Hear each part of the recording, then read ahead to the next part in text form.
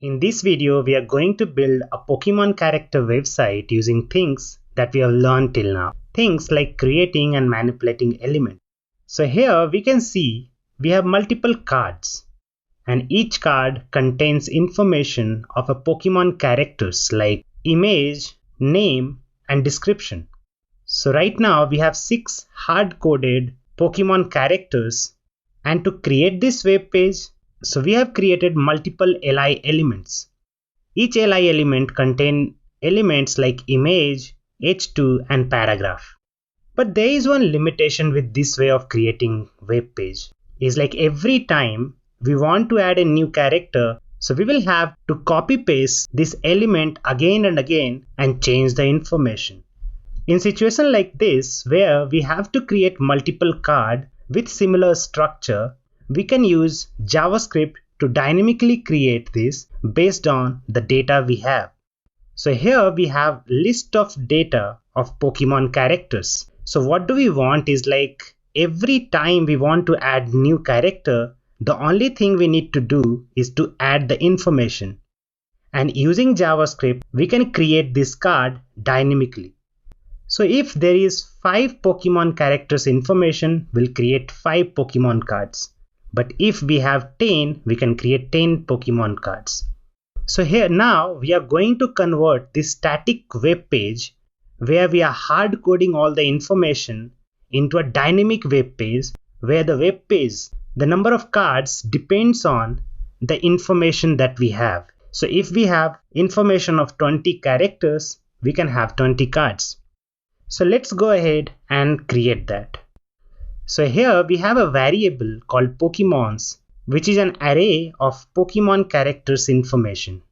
So here to create card for each Pokemon character, the first thing we need to do is to loop over all the elements of Pokemon array. So we'll say Pokemons.forEach. It means for each element of Pokemon array, I want to create a card. So for each will give us a character. And for each character, we need to create a card. And for creating the card dynamically, what I'm going to do is to copy the structure of one card and create that using JavaScript. Here I'm just pasting it so I can see the structure and create it using createElement function. So I'll just comment it out for now. So to create this structure, the first thing we need to do is to create LI element. So we'll say let li is equal to document.createElement li. Similarly, we'll go ahead and create image, H2 and paragraph element. Once all these 4 elements are created, we'll start adding information to it because each character will give us information like _ID, name, image URL, description and types. We just need to use image, description and name. So here image will have a src property and that will be equal to character.image URL. Similarly, H2, which is this part, will contain the name of the character. So we'll say h2.innerText is equal to character.name.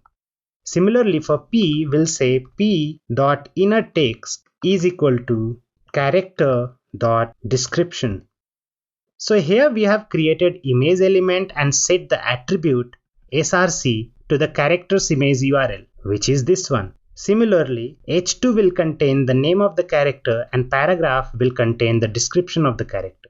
And once this structure is created, we need to append image, H2 and P into li. So for that, we'll say li.append. First thing we need to pass is image because image is the first thing, then H2 and P. So in this way, we have created the li element. Now for each Pokemon character, we need to append this li element into ul element. For now, let's go ahead and delete all the hard-coded list. From here, we need to put all the HTML element in ul. So for that, we'll select the ul element. We'll say let ul equal to document.querySelector ul. We'll just remove the commented code from here. And now we have ul element where we need to append all the li element one by one. So for each Pokemon character, we are going to create the structure of the card, that is li, and append li into the ul element. So we'll say ul.append li. So here the card will be created in li. Now we are appending all these things, image, h2 and p, into li, and finally for each character we are appending the ui into ul element. So now if we refresh this page, what we'll see is like the number of has increased. So right now the last one is Kakuna. What if we go ahead and delete this information? And if we refresh the page, we'll see the Kakuna is gone. And the reason for that is the number of card depends on the number of data we have. So even if in future, if we add some extra information, like say copy pasting the same information, we'll see Kakuna 2 times. Because so our UI is dynamically created based on the number of data we have. So if we refresh this, we'll see Kakuna coming up 2 times.